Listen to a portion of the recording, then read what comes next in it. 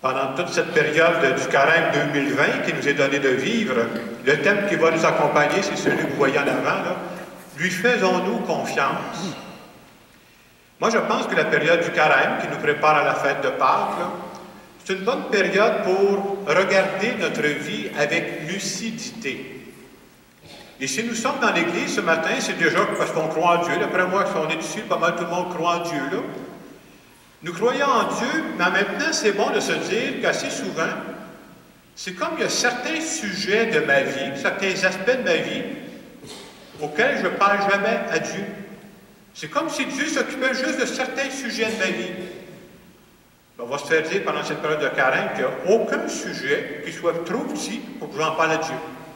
Il s'intéresse à ma santé, il s'intéresse à mes finances, il s'intéresse à mon travail, il s'intéresse à mes relations, tout l'intéresse. Et c'est important de regarder notre vie en vérité. Et pendant cette période du carême, on voudrait booster, si je peux dire, notre confiance en Dieu. Et en ce premier dimanche du carême, l'évangile qui nous est proposé, c'est l'évangile où on donne le récit des tentations de Jésus au désert. Et à travers ce passage-là, moi, ce que j'ai retenu, c'est que vous remarquerez que Jésus répond à chacune des tentations, ou j'aimerais mieux dire, Jésus répond à chacune des épreuves, c'est des épreuves qui sont proposées, là, en référant constamment son Père.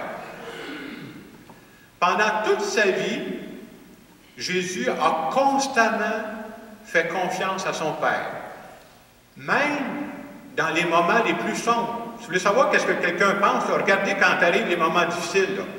Et dans les moments les plus difficiles de sa vie, Jésus va se tourner vers son Père. La preuve, juste avant de mourir pour rendre son dernier souffle sur la croix, la parole qu'il va dire, c'est « Père, entre tes mains, je remets mon esprit. » Alors qu'il est souffrant, là, on va le voir, parce que je vais vous présenter une vidéo au Dimanche des Rameaux, on le voit souffrir, là. Il ne met pas le focus sur sa souffrance, même là, il choisit de mettre le focus sur son Père.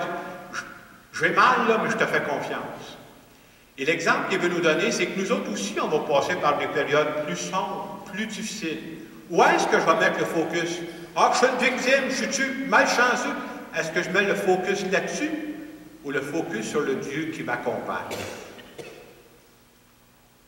Je dirais qu'une des plus grandes décisions qu'on a à prendre dans notre vie, et n'est pas facile à prendre, je suis honnête avec vous, là, c'est de dire à qui je vais faire confiance. C'est pas évident dans notre monde de savoir à qui il faut faire confiance. Ils font des sondages, on fait des sondages, on ne sait plus à qui faire confiance. On pourra faire des sondages avec vous ce matin, là. Vous avez des problèmes, là? Avez-vous confiance, les gouvernements vont vous régler ça, levez la main, là. Levez la main, là. Le sondage n'est pas fort. Peut-être que vous n'avez pas beaucoup confiance en nos gouvernements d'ici, peut-être que vous n'avez plus confiance en d'autres gouvernements. Avez-vous confiance à Donald Trump? Je trouve que vous êtes pas mal sceptiques ce matin. Là. On se demande, est-ce qu'on fait confiance aux médias? On écoute des postes, ils ne disent pas toutes les mêmes nouvelles. Et en même temps, vous savez, puis je suis comme vous, moi aussi, c'est pas évident à qui faire confiance. Notre manque de confiance fait en sorte, vous savez qu'il y a une conséquence à ça, quand on ne sait plus à qui faire confiance, on est stressé. Ben oui, on manque de sécurité parce que je ne sais plus sur qui m'appuyer. Et l'être humain, c'est en lui, a ce désir de faire confiance. L'être humain a besoin de faire confiance en quelque chose qui est plus grand que lui. Et vous savez, on vit dans un monde où Dieu n'est pas très populaire, mais quand on ne fait pas confiance à Dieu, c'est pas lui mon centre de référence, je fais confiance à d'autres choses. On change ça. Ah ben je vais dire, moi je vais faire confiance, j'ai un bon diplôme. Avec ça, je suis correct, il ne peut rien m'arriver. Je vais faire confiance, moi j'ai de l'argent en caisse, là, ça marche mon affaire. Là. Je peux faire confiance, j'ai une bonne job, j'ai un bon poste, avec ça je vais m'en sauver. Ou je peux faire confiance parce que je sais qu'avec mon conjoint, ma conjointe, il ne laissera jamais tomber. Toutes ces choses-là que je viens de vous dire, elles sont bonnes. Mais il y a un petit problème avec ça. Toutes les choses que je viens de vous dire, là, elles peuvent toutes disparaître. Demain matin, je peux perdre mon emploi. Demain matin, là, si la bourse se mettait à, je sais pas trop, à shaker, appelez ça comme vous voulez, je ne suis pas un spécialiste de la bourse, là, vous pouvez perdre tout ce que vous avez. Demain matin, là, je peux perdre le titre que j'ai. Demain matin, je pourrais perdre mon conjoint. Ma conjointe peut décéder. Un cancer arrive. Je n'ai jamais planifié ça. Hein. Mais en même temps, on a besoin d'avoir un point d'appui, de dire, j'ai besoin de faire une confiance ultime à quelqu'un. Et pour faire confiance ultime, il faudrait que j'aie quelqu'un sur qui je peux m'appuyer qui ne va pas disparaître. Ou une autre façon de le dire, je dirais ceci. Si j'avais besoin, j'ai besoin de faire confiance, j'aimerais rencontrer quelqu'un qui a 3 caractéristiques sur lesquelles je pourrais m'appuyer. Si je veux trouver quelqu'un, là, c'est là-dessus que je m'appuierais. 1, quelqu'un qui sait tout. Moi, je connais juste une partie de la vie, mais quelqu'un qui soit au courant de tout ce qui se passe, là. Ah, si c'est une personne renseignée, je voudrais m'appuyer sur cette personne-là. Deuxième caractéristique, ça me prendrait quelqu'un qui prend soin, c'est-à-dire quelqu'un qui fera toujours passer mon intérêt en premier, non pas le sien, là. Ça, c'est une personne sur qui je pourrais compter. Et finalement, je dirais une 3e caractéristique importante, quelqu'un qui me dira toujours la vérité, même si la vérité va me déranger. Des fois, on n'ose pas dire la vérité, hein, ça... Ouais. Et c'est qui la seule personne qui peut faire ça dans ma vie? C'est Dieu. Je ne peux pas mettre ça dans un être humain, parce qu'un être humain, c'est fragile. Et combien de cas qu'on a eu, ah, moi j'avais confiance en telle personne, tu apprends par après, je ne peux plus y faire confiance. On a besoin de faire confiance. Est-ce que c'est facile de faire confiance? Je suis là, je suis non. C'est un défi, mais ça s'apprend, par exemple. Est-ce que moi, je suis prête, est-ce que j'ai fini? La confiance est réglée? Ben non. Moi aussi, il faut que je la développe. Moi aussi, j'ai besoin du carême. Et cette année, justement, le thème qu'on nous propose, c'est « Lui faisons-nous confiance ». Il y a quelques années, il y avait une compagnie d'assurance qui, dans ses publicités, disait ceci. « Vous êtes entre bonnes mains avec... »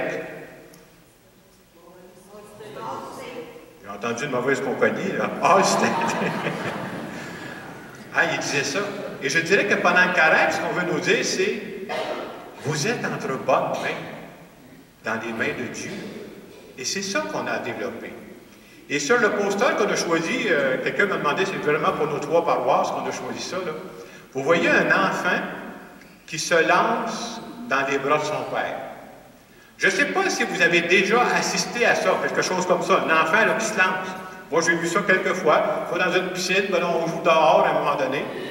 Et vous savez, l'enfant, quand il commence, quand il n'a pas commencé à faire ça, là, il hésite. Là. Il est craintif. Hey, il va-tu m'attraper? Il va-tu me laisser tomber? Hein? Ça peut prendre un bon bout de temps avant que l'enfant se lance dans les bras de son père. Mais à un moment donné, si jamais il fait une fois, si jamais il fait 2 fois, vous savez ce qui va arriver? Il va prendre confiance. Puis tranquillement, vous savez ce qu'il va faire? Il va le refaire. Il va le refaire. Il va le refaire. Tellement j'ai déjà vu, à un moment donné, le père lui dit, là, pour asseoir, ça va faire.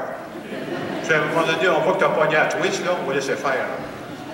Et je dirais que pour nous, c'est une image que je vous donne, mais c'est un peu ça. Faire confiance à Dieu, un peu comme un jeune enfant.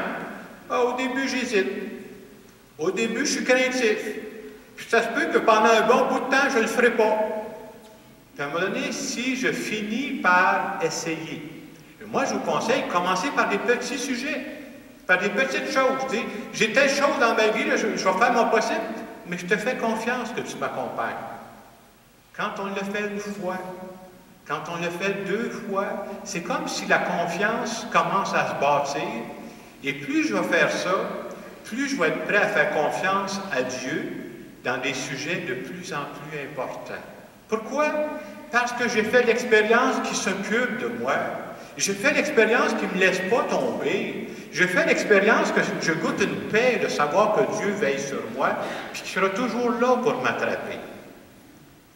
Ce que j'ai pensé, pour ne pas oublier le thème qu'on a pendant le carême cette année, j'ai pensé faire une expérience tous les dimanches.